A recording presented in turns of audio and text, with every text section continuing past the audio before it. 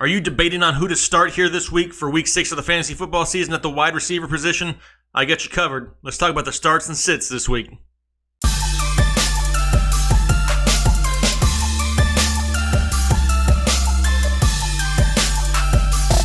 What is going on, everybody? Jake, Fantasy Headliners. Hopefully everybody's doing well out there in YouTube land. And hey, we're setting some lineups. Got some wide receiver decisions to make. A lot of good matchups this week. Maybe you have a couple guys on bye. Maybe you have a Michael Thomas or one of the 3 Lions wide receivers, and you're just looking for a bye week replacement. Somebody who has that potential, to carry you for a week. I got you covered. I got all the games written down, all the top receivers in each game, trying to help you guys out. I'm trying to give you guys more options. A lot of shows out there will sit down and talk to you for 30 minutes and not even cover somebody on your roster. I'm trying to touch on as many people as I possibly can in a short amount of time. So without wasting any more time, let's get into all these wide receiver start sits here for week 6. As soon as the video is over, head over to the RotoBaller channel. Make sure you're subscribed over there. I do a few shows there a week, lots of great content, and you don't want to miss the Sunday live show, so make sure you subscribe and hit the notification bell over there. But for now, here we go, wide receivers, week 6. Thursday Night Football, you got the Philadelphia Eagles at the New York Football Giants, and hey, preseason, we probably saw this matchup, and we're like, hey, this game could have a lot of offense in it. We'll have Carson Wentz back by then, Alshon Jeffrey will be back by then, Odell Beckham's going to be healthy. We could see some real fireworks in this game. Instead, we get 2 offenses that are kind of struggling at times. The Philadelphia Eagles of 2018 don't look like the Philadelphia Eagles of 2017 quite yet. They do have the pieces to put it together. It's just a work in progress, and we need to be patient with it. We'll start off with the Philadelphia Eagles, though. You got Alshon Jeffrey and Nelson Agholor.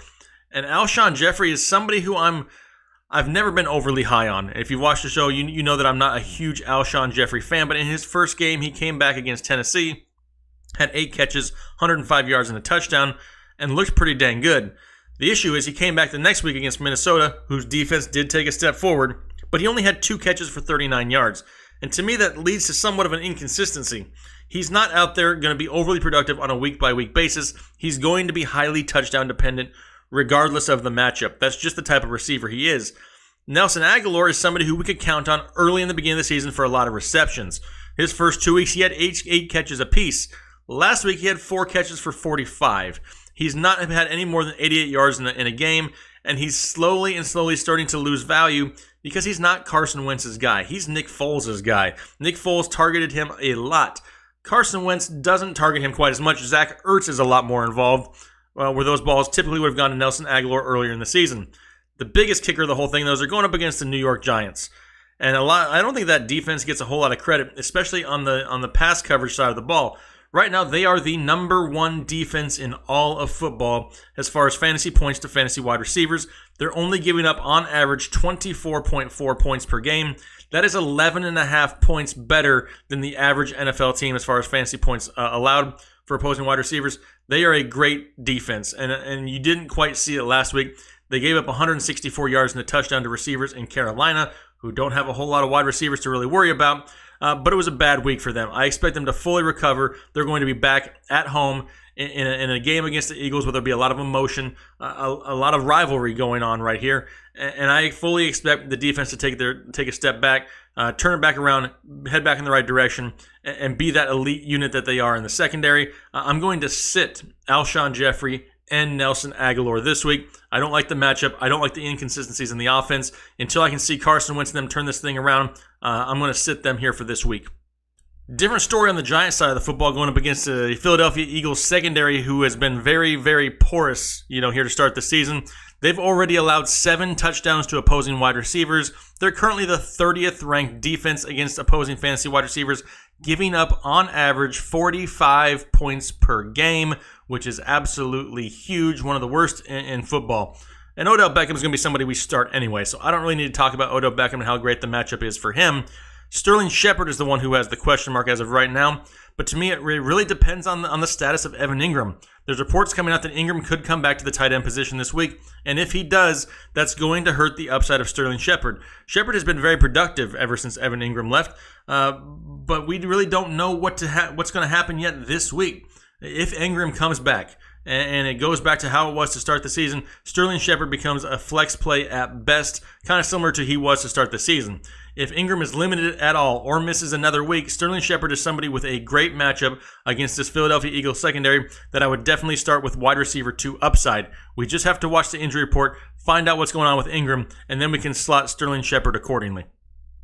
Tampa Bay and Atlanta is next, and if you watched my running back video, you realize I don't want any part of the running game on either side of the football in this game. Partly because I want every part of the passing side of the football that we can possibly get our hands on. To start off with the Tampa Bay Buccaneers, you got Mike Evans, Deshaun Jackson, and Chris Godwin. All three, which I think have great upside here for Week 6. They have a great matchup. The Atlanta Falcons defense is something we talk about a lot. Right now, they're the 28th ranked defense against opposing fantasy wide receivers, giving up on average 41.6 points per game, and have given up multiple touchdowns, 2+ touchdowns in 4 out of the last 5 weeks. The secondary is decimated by injuries, and I love the potential for the Tampa Bay Bucs this week. They're not a heavy run team. They're not going to run the ball a whole lot, and they should see success through the air. Mike Evans, he's a must-start this week, obviously. Deshaun Jackson has a 100-yard game, 3 out of the 4 games they've played so far this year. He should see plenty of opportunities in this offense, and I'm definitely going to start Deshaun Jackson this week. Chris Godwin is somebody who is very touchdown-dependent. The positive side of that is he has touchdowns in 3 out of 4 games. Now, the majority of those were with Ryan Fitzpatrick, so it's something we need to pay attention to. If anybody's on the outside looking in right this second, it's Chris Godwin. Only in deep leagues, flex play, am I going to start Chris Godwin. But the other 2 guys, Deshaun Jackson, Mike Evans, love the upside this week, and I'm going to start both of them. I said I wanted both sides of the receiving work in this game, and that goes for the Atlanta Falcons also. You have Julio Jones, Calvin Ridley, Mohamed Sanu. All 3 are going to be starts for me this week. If there's one of the defenses that's worse in the secondary than the Atlanta Falcons, it's the Tampa Bay Buccaneers. They've given up a total of 9 touchdowns through the air so far to opposing wide receivers, on average 47.5 points per game. That's good enough for 31st out of 32 teams. They can't stop anybody through the air either. Julio Jones has been frustrating, I know, for a lot of people just because the touchdowns aren't there. However, he's still producing. He's got double-digit points in every game so far this year in a PPR format. Last week, 5 catches for 62 yards, but the week before that, he had 9 for 173. He always has that upsize for huge receiving numbers. The touchdowns, they're iffy. A lot of them are going to Calvin Ridley, right? He's got 6 touchdowns through 5 games so far. Kind of had a little bit of an off week last week. Pittsburgh only had 4 catches, 38 yards, no touchdowns. And to a lot of people, they're like, oh, the Ridley bandwagon is over. Not so fast. I love Calvin Ridley this week in this week matchup against Tampa Bay. Mohamed Sanu is probably the most consistent of all of them, though. And he gets absolutely 0 credit in this offense. He's had touchdowns in 2 out of the last 3 weeks. He's scored at least 15 fantasy points 3 weeks in a row in PPR leagues. And he's somebody who is very reliable. Right now, he's getting the majority of the snaps out of the slot. And we said here in the preseason, whoever is the slot receiver in Atlanta is going to be the safest play week in and week out. Right now, that's Mohamed Sanu, and I'm comfortable starting all 3 of these guys in what I could see being a heavy shootout, heavy passing style game against Tampa Bay. Panthers at Redskins are next, and it's time for the first hashtag of the episode where I don't have to go into a whole lot of explanation because anybody who's watched this show for any amount of time knows that I'm always going to throw it up when it comes to Never Funchess, not starting him. Moving on to the anemic pass offense of the Washington Redskins, and right now I'm not comfortable with any of these guys. You got Jamison Crowder, Josh Doctson, Paul Richardson. We mentioned it, late in the week last week. Doctson and Richardson, they're not 100% healthy. They're dealing with injuries. You see that with Josh Doctson. Paul Richardson had a decent game. He had 4 catches for 50 yards, 9 fantasy points in PPR leagues, but none of these guys have really shown that they're the lead receiver in this offense. Jamison Crowder may be the most consistent out of the bunch, but he only had 4 catches for 55. Back there before the bye week in week 3, he had 4 catches for 39 and a touchdown. So in the past few weeks, he's averaging double-digit points, but neither one of these guys are somebody that I'm looking forward to starting on a weekly basis. It is a decent matchup for them, though. I mean, they're going to be going up against the Carolina Panthers, currently 23rd in fantasy football as far as points to fantasy wide receivers, giving up 37.8 points per game. And this is really going to rely on the running back status, too. I mean, you saw on the Monday night game, Adrian Peterson and Chris Thompson both went out with injuries. If they're down to their 3rd-string running back there in Washington, they may end up relying more on the pass. That could bode well for the likes of somebody like a Jamison Crowder. But as far as Doctson and Richardson go with the injuries, I'm going to sit both of them. Crowder only in deep leagues, PPR flex play only, and that really depends on the reliability of what's going to happen with these running backs moving forward. Seahawks and Raiders are next, and you definitely want to start people facing the Oakland Raiders. At this point right now, they're the 25th ranked defense to opposing wide receivers, and they're allowing 39 points per game to fantasy wide receivers. That's about 3 points more than the NFL average as a whole. But we need to talk about Doug Baldwin, right? Everybody's concerned about Doug Baldwin. I'm partially concerned about Doug Baldwin, but I'm not giving up on him yet. The guy didn't have a preseason, really. He missed the first few weeks of the season. Give him a little bit of time to get back into the flow of things, back into game speed. He's going to be Russell Wilson's top target in an offense that is going to have to continue to throw the ball. Right now, Tyler Lockett seems like the safest play as far as wide receivers go there. He's had touchdowns in 4 of the last 5 games. Hasn't had more than a 100-yard game yet. This past week, he had 3 catches for 98, so he was close, but he's averaging 15 points per game in PPR leagues, and as of right this second, is the safest bet for the Seattle Seahawks. But however, do not give up on Doug Baldwin yet. The breakout is coming. He will be more involved going forward, and I have a feeling it's going to start this week against the Oakland Raiders on the road. I'm going to start both Doug Baldwin and Tyler Lockett and take a little bit of a gamble on it. Over to the Oakland Raiders now, and I got a question. Who enjoys roller coasters? Because if you do, you probably like Amari Cooper. But if you're like me, I can't stand Amari Cooper. The guy is absolutely horrible, and I don't understand it. And every single week when I talk about Amari Cooper, I have people come back and defending Amari Cooper. How can we really defend one catch for 10 yards? But it's not really the one catch for 10 yards that really bothers me. It's the one target. How does the guy who the offense is supposed to go through only get one target in the game? To me, that is very alarming. Yes, he's had 2 great weeks here so far this season, but they're surrounded by a bunch of games of 1 catch for 9 yards, 2 catches for 17, and 1 catch for 10. For the amount of talent that this guy has, the amount of upside that he has, and an offense that we thought was going to feature him, to me, he's too risky. He's a sit for me for sure this week in week 6. Jordy Nelson, he's got touchdowns in 3 straight weeks. I talked about Jordy last week. He's starting to become that red zone threat. He's turned into that same role that Michael Crabtree was there for the past few years, getting all the touchdowns. This past week, only 4 catches for 43, but had that touchdown. 3 straight weeks in double digits, averaging 14 points per game in PPR leagues. And to me, is a lot safer play going forward. I'm going to start Jordy Nelson.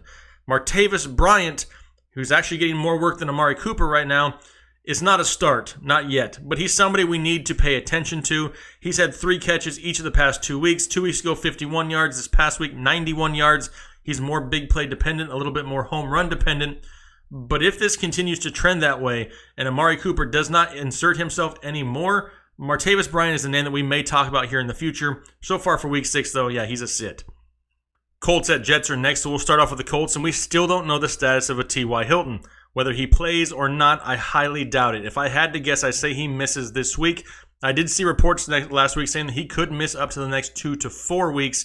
It's something we need to monitor going forward. But let's talk about Ryan Grant and Chester Rogers. I think both of these guys are safe plays with no T.Y. Hilton. The Colts throw the ball more than anybody else in the NFL, and it's really not even close. Ryan Grant, somebody he's scored double-digit points 4 out of 5 games. Last week, 6 catches for 58 yards. Nothing flashy, but right now he's averaging 10.4 fantasy points per game, which is solid. It's not great by any means, but if you're in a pinch on a bye week looking for a streaming option, Ryan Grant isn't a bad option to go with. Chester Rogers, somebody who has a little bit slightly higher of a ceiling, a little bit more of a target that Andrew Luck looks for consistently. He's had 8 catches each of the past 2 weeks.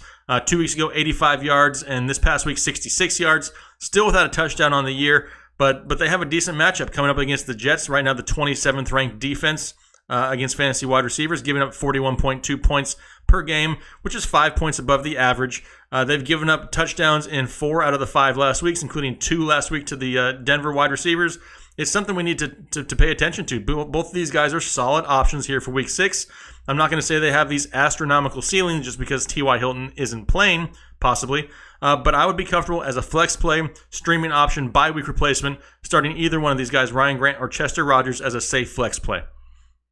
On the Jets side of the football, we got Quincy Enunwa, and now I guess we'll talk about Robbie Anderson, since this past week he decided to go absolutely crazy, even though it was only on 3 catches, had 123 yards and 2 touchdowns.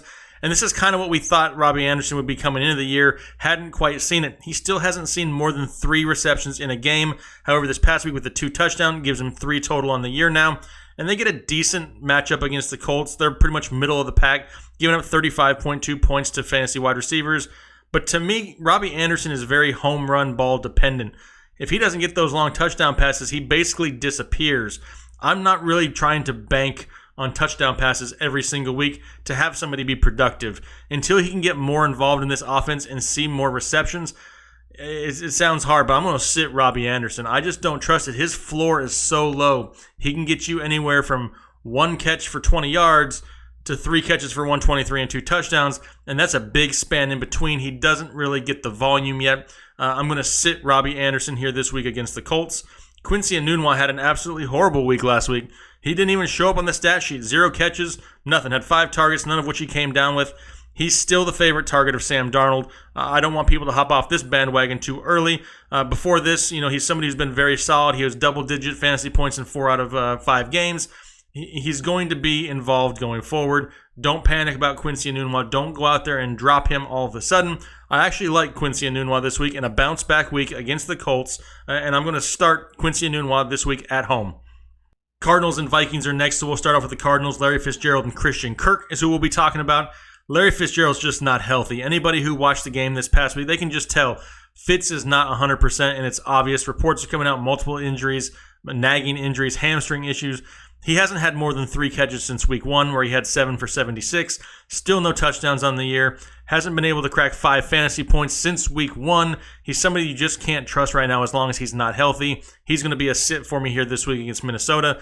Christian Kirk is somebody we need to start paying attention to, though. He's had double-digit fantasy points in 2 out of the last 3 weeks, including in week 3 against the Chicago Bears, 7 catches for 90 yards. This past week against San Francisco, only 3 catches for 85, but did have his first receiving touchdown on the year. And this is somebody who's starting to build more of a rapport with Josh Rosen, something we need to pay attention to. If he's available in your league, go grab him. He could be valuable as the season goes on, especially in PPR leagues. He has that upside.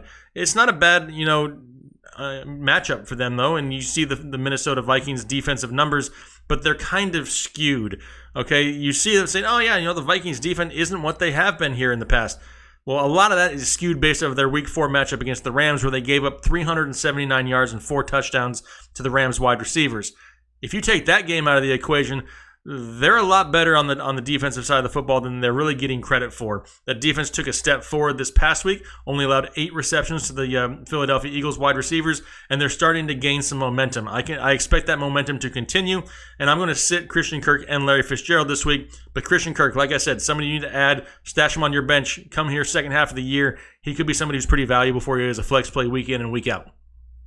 On the Viking side of the football, you have Adam Thielen and Stephon Diggs, and I don't think I really need to sit here and tell you guys to start these guys every single week. They're both top 10 fantasy wide receivers. Right now, Thielen's averaging 24 points per game, Diggs averaging 19 points a game. But this is somewhat of a difficult matchup, which is hard to say because the Cardinals don't seem to do anything really well. But their secondary is very, formidable. They've only allowed 1 passing touchdown so far this year, and this was last week to opposing wide receivers against the San Francisco 49ers. Before that, they have not allowed a passing touchdown to a wide receiver. However, in this offense with Minnesota, Diggs and Thielen, I really don't care who they're playing. They produced against the Rams, they can produce against the Cardinals, and I'm starting them both here in Week 6. Steelers at Bengals are next, and I'm not going to spend a whole lot of time on the Steelers either. If you have Antonio Brown or Juju, you're going to be starting them going forward. It was nice to see Antonio Brown get 2 touchdowns this past week. A lot of people were starting to say, what's going on with Antonio Brown this year? Just because he hadn't had that huge yardage game. Well, he had 6 catches for 101 and 2 touchdowns this past week, but he has had a touchdown, at least one of them, in 4 out of 5 games. There's nothing wrong with Antonio Brown. The offense is going to start figuring it out. He's going to be featured more going forward. He's a definite must-start, absolutely. Juju, he only got 2 touchdown receptions so far in the year, but he's the one getting the bulk of the receiving yardage. He's had over 100 yards 3 times so far out of 5 games, averaging 18 points a game. Also a definite start for me, going up against a Cincinnati secondary who's allowed a lot of fantasy points. So far, they're averaging 37.4 points to opposing fantasy wide receivers. They've given up touchdowns in 4 out of 5 weeks, including 2 in Week 4 to Atlanta. They give up a lot of points in the secondary. I'm not going to sit here and sell you on Antonio Brown and Juju. They're both starts for me here in Week 6. On the Bengals side of the football, you have A.J. Green and Tyler Boyd, who we're going to be talking about. A.J. Green, obvious must start. So far, he's got 5 touchdowns here through 5 weeks. Only 100-yard game, which actually came last week against Miami. 6 catches for 112 yards. But he is averaging 18 points a game, fantasy points in PPR leagues. Tyler Boyd had a little bit of a step backwards last week. Only 4 catches for 44 yards, 8 fantasy points last week against the Dolphins. But before that, had 2 straight 100-yard games. He's got 2 touchdowns so far in the season. And they have a great matchup. The Pittsburgh secondary has struggled so far this year, giving up 42.8 points per game to fantasy wide receivers. They've allowed at least 1 touchdown to opposing wide receiver in every game so far this year. Both of these guys, A.J. Green and Tyler Boyd, are on my start list here for Week 6. Chargers and Browns are next. We'll kick it off with the Chargers, talking about Keenan Allen and Mike Williams. Both 2 games that we've talked about a lot so far this year. Huge fans of Keenan Allen. Really thought Mike Williams was headed for the breakout this year. Keenan Allen has been a pretty safe play. He's not really blown the doors off of anything by any means. This past week, 8 catches for 90 yards. Only broken 100 yards once so far this year with 1 touchdown, which is back in Week 1 against Kansas City. I do like the matchup against the Cleveland Browns. Even though that secondary is improved, Mike Williams is somebody I'm a little bit worried about. We really thought he was taking a step forward here the first 3 weeks of the season. And then all of a sudden, the past 2 weeks, in good matchups against San Francisco and Oakland, he's somewhat kind of disappeared. Against San Francisco, 1 catch for 15 yards. Last week against Oakland, 3 catches for 45 yards. And then all of a sudden, Tyrell Williams is starting to sneak back into the picture. Those 2 weeks, he's had 3 catches apiece. Also, kind of taking away some of the production that we thought was going to be going towards Mike Williams. Especially now that the touchdowns aren't there for Mike Williams, he's taking a little bit of a hit. Like I said, it is a decent matchup for him this week going up against the Cleveland Browns. They're the 22nd ranked defense, allowing 37.6 points per week to opposing wide receivers. They've allowed multiple touchdowns to fantasy wide receivers twice so far this year in 5 games, including Week 4 where they allowed 239 yards and 2 touchdowns to the Oakland Raiders. And back in Week 1, 218 yards and a touchdown to the Pittsburgh Steelers. They are vulnerable through the air. Baker Mayfield does have a tendency to turn the ball over, giving them more opportunities to throw it and have possessions in Los Angeles there. I'm going to start Keenan Allen, but until we can see more of that volume go towards Mike Williams, he's going to be a sit for me this week in Week 6. On to the Browns now. We'll talk about Jarvis Landry and Antonio Callaway, especially now that Rashard Higgins is out. He won't be playing this week. Going to miss some time there. So now Antonio Callaway really gets an opportunity to shine. And is he going to be able to capitalize on it? He has the ability. Jarvis Landry here over the past few weeks has been the more consistent option. Obviously, he's averaging 14 points per game in PPR leagues. Only 1 touchdown on the year so far, but has broken 100 yards twice last week against the Ravens. 5 catches for 69 yards in a tough matchup. But Antonio Callaway is the guy who we can hopefully expect to see the biggest bump from going forward. Antonio Callaway last week, only 3 catches for 22 yards. But him and Baker are like just missing it. If you've watched any of the Cleveland Browns game, there's so many times that he's just barely missing Antonio Callaway. That timing will get better the more they build their rapport and their chemistry with each other. I really like Antonio Callaway going forward. They have the great matchup going up against the Chargers, who are allowed 41 points per game to opposing wide receivers. They've given up over 200 yards to opposing wide receivers and 3 touchdowns twice already on the year. Week 1 against Kansas City, Week 3 against the Rams. Yes, I understand those are elite offenses in the NFL, but Baker Mayfield likes to throw the ball, and they're going to throw the ball a lot. They're going to be playing at home in Cleveland. Like the energy that's in that building, they play better at home. They are definitely a home team. They're feeding off that home crowd. I like both these guys this week, actually. Jarvis Landry and Antonio Callaway, both going to be starts for me here in Week 6. Bills and Texans are next, and I'm going to be real with you guys. I would rather have my fingernails pulled off one at a time than have to start a wide receiver for the Buffalo Bills. No, I'm serious. I'm not starting either of them, like ever. Totally different situation on the other side of the football for the Houston Texans. You got DeAndre Hopkins, which is like the equivalent to like a human cheat code. I kind of feel like I'm playing a game of Madden every time I watch DeAndre Hopkins play. Absolutely crazy fun to watch. Will Fuller, on the other hand, he's not 100% healthy. He went out there last week, only 2 catches for 15 yards, but he's dealing with the hamstring issue. But they really don't need to push him very much because Kiki Do You Love Me QT is still going to be productive in this offense. This past week, 6 catches, 51 yards, got his first touchdown on the year. So far this year, he's averaging 19 points per game in his 2 games that he's played so far. He's somebody who's going to be heavily involved in this offense, especially from a PPR standpoint. He gives you even more value going forward. If Buffalo has anything going for them, though, it's their secondary. Right now, they're the 5th ranked secondary as far as opposing wide receivers. Fantasy points go, They're only allowing 31.8 points to fantasy wide receivers. Haven't allowed a receiving touchdown to a wide receiver since week 2. So 3 straight weeks where they haven't allowed a touchdown to a wide receiver. And it's the one thing they really have going for them. I see that changing this week with this trio of wide receivers. Need to wait and see how Fuller reacts, how limited he is this week. But I like all 3 of these guys as long as Fuller is playing at 100% healthy. If it comes out again that Fuller is still limited from the hamstring issue, I'm going to sit him. If he's a full go by week's end, I'm firing up all 3 of these guys. DeAndre Hopkins, Will Fuller, Kiki QT, all starts for me here in week 6. Bears and Dolphins are next, so we'll start off with the Bears, talking Allen Robinson and Taylor Gabriel. Now, the 2 weeks before the bye week, I think we started to see a little bit of a trend here in the Bears' offense. I think they realized that Mitch Trubisky is not the type of quarterback that is going to win them multiple ball games throughout the year by throwing the ball deep downfield. They got to get the ball into their receivers' hands, short intermediate routes, and let them make plays. The Tariq Cohens and the Taylor Gabriels are going to really thrive in this type of offense. Allen Robinson is somebody who I think becomes especially touchdown dependent going forward. The 2 weeks before the bye week, he had a total in 2 games, 5 catches, 73 yards, and a touchdown, where Taylor Gabriel really saw a boost in production. His 2 games before the bye week, 13 catches for 138 yards and 2 touchdowns. I can see Taylor Gabriel taking a step forward in this offense, along with the likes of a Tariq Cohen. Also, these are the type of guys that can get the ball off a quick slant and take it 30, 40, 50 yards to the house and can really be productive in this style of fantasy football. Allen Robinson is going to be a sit for me this week against the Miami Dolphins. I'm going to start Taylor Gabriel, though. The Dolphins secondary is really underrated. I mean, it's a lot easier to run on the Dolphins than it is to throw on the Dolphins. They're the 6th ranked defense against opposing wide receivers, giving up 32 points per game. They've only allowed 3 receiving touchdowns to wide receivers so far in the year, and they're very much improved. You got Rashad Jones in the back there. He really solidifies that secondary. And they're very underrated. A lot of people don't give the Dolphins very much credit in the secondary, but Taylor Gabriel's the type of guy that doesn't need to go out there and get a lot of long passes, a lot of deep passes, a lot of 50-50 balls to be productive. He can take it to the house on a really short route. Love Taylor Gabriel going forward. I'm going to start him here in week 6 and sit Allen Robinson. On the Dolphins side of the football, you have Kenny Stills and Albert Wilson, who we're going to be talking about. I'm not going to start either one of these guys this week. And yes, it is largely in part to the Bears defense. And you guys may look up some of the defensive numbers and say, hey, the Bears defense ranks 24th against opposing wide receivers for fantasy football. Why is it a bad matchup for them?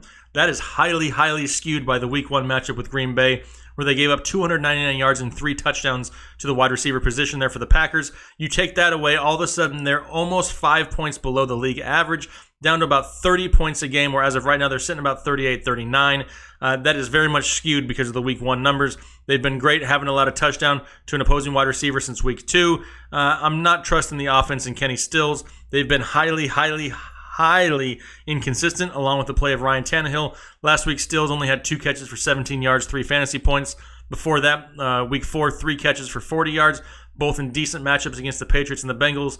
He's very touchdown dependent, big play dependent at this point. I'm going to sit Kenny Stills.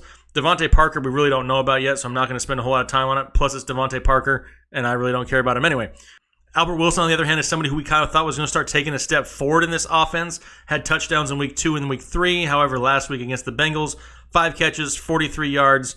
Very to say the least. I really don't trust any of these wide receivers in this game against an elite Bears defense. I'm going to sit all of them. Stills, Parker, Wilson, whoever else you want to throw in there, I'm going to sit them here in week 6. Rams and Broncos are next, and really here you're starting everybody for the Rams, but you need to monitor the practice reports, the injury reports. Brandon Cooks, Cooper Kupp, both in concussion protocol. As long as they're both cleared, they're both starts. It doesn't matter who the matchup is. Denver has been absolutely torched through the air here the past few weeks, giving up 3 touchdowns to Jets receivers on deep plays last week. Overall, the defense is definitely trending downward there in Denver, and it doesn't really matter. It's one of the top offenses in football. As long as Cooks, Kupp, and Woods are all healthy, they're all starts. On the Broncos side of the football, we may need to take a little bit of a risk this week. Now, we all thought the Rams defense, especially the secondary, was going to be elite. Then we had some injuries to Talib and Peters, and now all of a sudden, the past 3 weeks, the Rams secondary has been torched. They've given up a total of 8 touchdowns the last 3 weeks to opposing wide receivers, whereas the first 2 weeks they didn't even give up 100 total yards to wide receivers. They're very vulnerable through the air right now. Emmanuel Sanders and Demaryius Thomas, Sanders being the more consistent play as of right now in this season. He's somebody who's currently averaging 17 points a game. Last week, 9 catches for 72. PPR leagues, he's a definite flex play start almost every single week for his involvement due to the chemistry that he has with Case Keenum. Demaryius Thomas was getting a little bit frustrating to own. And then this past week against the Jets, 5 catches for 105 yards and a touchdown, 21 fantasy points. And with the way the Rams are giving up points now from the secondary to the wide receiver position, I'm going to start both of these guys this week. The Rams offense is going to continue to score points. As long as they're scoring, the Denver Broncos are going to be throwing the ball. These are the 2 top receivers. We do need to keep an eye on Courtland Sutton going forward. He's somebody who's slowly each week progressing in this offense. Only had 2 catches for 18 yards. We got his first touchdown of the week last week. If he continues to grow into this offense, that could eat into some of the production of Sanders and Thomas. But for right now, I'm starting both of these guys, and what I expect to have the Denver Broncos be throwing the ball a lot to try to keep up with the Los Angeles Rams. Ravens and Titans are next, and hey, it's time for another hashtag. Let's throw it up again. Everybody with me? Never Crabtree. Not going to talk about him. Not going to start him. I don't care who he's playing. John Brown, who we'll talk about for the Ravens, is somebody who's been on the start list here for a few weeks, and deservedly so. He's averaging over 14 points per game in PPR leagues. Last week took a slight step backward, though. 4 catches for 58 yards, no touchdowns. He does have touchdowns in 3 out of 5 games. He had a big game week 4 against Pittsburgh where he had 116 receiving yards. And it's a decent matchup going up against the Tennessee Titans. Last week, the Titans absolutely shut down the Buffalo Bills through the passing game, but it's the Buffalo Bills, and they really don't have any receivers, so you can't really take that into account. It made their numbers look a lot better than they really are. The Titans have allowed multiple touchdown passes 3 out of 5 games to opposing wide receivers, and I do like John Brown this week. He is the starting wide receiver here, in my opinion, for the Baltimore Ravens. He's the only one that I would take a chance on this week. For the Titans now, we got Corey Davis and Taywan Taylor, who we're going to be talking about. And it's a tough matchup for him this week against the Baltimore Ravens. However, last week the Ravens looked vulnerable through the air against the Cleveland Browns. They gave up 218 yards and a touchdown to the Browns wide receivers. But that's not really the issue that we have here with the Tennessee Titans. It's more of the consistency of play of Marcus Mariota. That's the problem. He's just not consistent enough to trust on a week-by-week basis. Corey Davis is not the issue. Corey Davis has the talent. He has to have catchable balls thrown to him. Last week against Buffalo, 4 catches for 49 yards, no touchdowns. The week before that against the Eagles, he had 161 yards on 9 catches and a touchdown. He has that huge upside, but Mariota's got to get him the ball. And until he can consistently, I'm going to sit Corey Davis. Taywan Taylor for a little bit there seemed like the safer option 2 weeks ago. Also 7 catches for 77 yards. Then comes out this week for 3 catches for 30. It's just the play of Marcus Mariota I'm not on board with yet. Until he can put things together and be more consistent, I'm going to sit Corey Davis and Taywan Taylor this week. Jags and Cowboys are next. We'll start off with the Jags. And this really depends on the arm of Blake Bortles. Do we get the Blake Bortles who throws for almost 400 yards, or do we get the Blake Bortles who throws lame duck footballs behind his receivers or into the backs of the heads of his offensive linemen? It was embarrassing. I felt bad for him. I think it's kind of like watching Pop Warner, right? A kid who can't even get his hand around the football, just throwing lame ducks all over the place. That's what it kind of looked like this past week. But the receivers, like I said, are not the issue. It is a tough matchup against the Dallas Cowboys this week, who are the 6th-ranked defense against opposing wide receivers. However, the last 2 weeks alone, the Cowboys have given up 32 receptions to fantasy wide receivers, and that's good enough for 94 fantasy points in PPR leagues. They can be had through the air, and they have the potential here in Jacksonville. Keelan Cole was that big threat. Didn't do a whole lot last week. 4 for 70. Not bad. Dede Westbrook, who we expected to see the most volume out of the group, only came in with 3 for 55. But Dante Moncrief, surprisingly, kind of seems to be the most consistent option in this passing offense. He's had double-digit fantasy points 3 out of the last 4 games, 2 touchdowns in the last 4 games, and last week had 6 catches for 76 yards against the Chiefs. Kind of seems like the safest play going forward. I don't have an issue with any of these receivers because more than likely, outside of Moncrief, there's a lot of teams out there with Dede Westbrook and Keelan Cole on them. Both of them are owned over 50% in leagues. And if you're looking for a flex play, maybe you had one of the Rams receivers or Michael Thomas, somebody like that, and you're just needing for a bye week replacement, I would be okay with one of these guys. Am I going to go out there with high expectations? I'm not, because Blake Bortles is their quarterback. But in a pinch, if you're looking for a bye week replacement, somebody with a solid option that's going to see some volume, I'll take my chance on one of these guys, Keelan Cole, Dede Westbrook, or Dante Moncrief. On the Cowboys side of the football, you have, it doesn't matter. You're not starting any of them anyway against the Jags. In what could be the game of the week, you got the Sunday night game, Kansas City Chiefs against the New England Patriots. And like I said in my running back video, I'm starting every offensive option for these two teams this week. This could be a huge scoring, very explosive, very fun game to watch. For the Kansas City Chiefs, Tyreek Hill, Sammy Watkins. I mean, I don't need to talk you into Tyreek Hill. He's currently the 9th ranked wide receiver in PPR leagues. He has that home run ability. Doesn't need to go out there and catch 10 balls to have a big game. Only 4 catches for 61 yards last week. Wasn't a huge game, but it was against the Jacksonville Jaguars. He also took 2 handoffs for 26 yards, which helps boost his value. Hasn't had a touchdown, though, since week 2. I'm looking for him to get back on track there. Sammy Watkins has been fairly consistent as far as Sammy Watkins goes. In the past 2 games he's played, he's averaged 5 catches and right around 65 yards. Nothing great. He only has 1 touchdown on the year, but he's involved in the offense a lot more than he was involved with the Los Angeles Rams. This is one of those offenses that is explosive, that could go off at any point, and it's a decent matchup. Yes, the Patriots defense is improved. They haven't given up a passing touchdown to a wide receiver, though, since week 3. However, last week against Indianapolis, they did give up 162 yards through the air to opposing wide receivers. And even though this defense is improved, it's the Kansas City Chiefs we're talking about. Mahomes just threw for over 300 yards against the Jaguars. I fully expect the same thing against the Patriots. Lots of fireworks. I'm starting both Tyreek Hill and Sammy Watkins this week. Same thing goes for the New England Patriots. I said I was starting everybody, and I'm going to. Josh Gordon, Julian Edelman, both starts for me this week. Josh Gordon is going to get more and more work in this offense as the season goes on. Only 2 catches last week, but yes, he has the 50 yards and the big touchdown there towards the end. He's only got 5 catches on the year. 2 of them are touchdowns. He has the touchdown upside, and moving forward, he's like I said, he's going to see more and more opportunities in this offense. It's a Tom Brady-led offense that's going to start clicking. With Julian Edelman coming back, it only helps things. Julian Edelman's not going to be ever the type of guy that's going to go out there and put up, multi 100-yard games back to back to back. He's a great PPR style guy. He had 7 catches for 57 yards, 12 fantasy points in his first game back. And I get it. He's not going to go out there and be these huge numbers type of guy. But I don't need him to be those huge number type of guy. He is what he is. He's a PPR stud. He's going to get you the receptions, and he's going to be a nice, solid play for you week in and week out. It's a great matchup against the Kansas City Chiefs defense, even though they haven't allowed a touchdown to an opposing wide receiver the past 2 weeks. You got to take into account the teams they played. You had a struggling Jacksonville Jaguar, Blake Bortles-led offense last week. Before that, you got Case Keenum, who can't seem to put things together for Denver. But before that, I mean, they've given up 5 touchdowns here through 5 games through the air. And like I said, they're going to be scoring points against the New England Patriots. In turn, the Patriots are going to have to continue to score points back. I like all the options, and I'm starting Josh Gordon and Julian Edelman. Monday Night Football, you have the 49ers at the Packers. Start off the 49ers.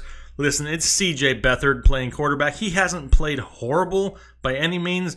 Marquise Goodwin's still banged up, though. Pierre Garçon has underwhelmed through the last couple games. Last week against Arizona, 5 catches, 47 yards. He does have 9 PPR points per game the last 2 weeks. It's just nothing flashy from Pierre Garçon. More than likely, you're not reliant on him, and I'm going to sit him also. Same thing goes for Marquise Goodwin. His upside is limited by C.J. Beathard. He's borderline droppable at this point if you still have him. If there's better options on your bench or on the waiver wire, I'm going to sit both these guys this week against the Packers, who do have the 11th ranked defense against opposing wide receivers. But yeah, not testing it with these guys this week. For the Packers side of the football, it's strictly injury dependent, right? If these guys are healthy, you're probably going to start them. Devontae Adams is the must start every single week as long as he's healthy. Randall Cobb, status unknown. He's missed some time. Debatable whether he comes back or not. Geronimo Allison wasn't cleared in time last week. Marquez Valdez-Scantling had a decent game coming in for the rookie, but it's all going to depend what happens here going forward. If Randall Cobb sits, Geronimo Allison sits, all of a sudden these rookies with the names long enough to win games of Scrabble come into play, and then they become starts. Marquez Valdez-Scantling is definitely a start if Cobb and Allison sit. However, if Cobb and Allison are there, these guys lose value. We need to watch the injury reports going forward. Whoever the top starting wide receivers for that Aaron Rodgers-led offense is who we're going to start. It's not a horrible secondary in San Francisco, but it's an Aaron Rodgers-led offense who's going to throw the ball, and I'm fine with whoever's starting there as long as they're healthy. All right, there's a quick rundown all the wide receivers there for all the matchups this week. Hopefully I was able to touch on some guys on your roster. If I didn't touch on guys on your roster, you must be in crazy deep leagues because I tried to hit as many people as I possibly could that had value. If you have questions below, big, huge community we got going on here, 23,000 people strong. Hit up the comment section down below. There's going to be somebody here to help you out. Maybe somebody just to bounce some ideas off of, just confirm some of the feelings you have. I try to get to as many as I possibly can here throughout the week, but I greatly appreciate the support. Make sure you guys are liking and subscribing here to the channel, and I look forward to talking to you here later in the week. Thanks. Have a good one. Bye.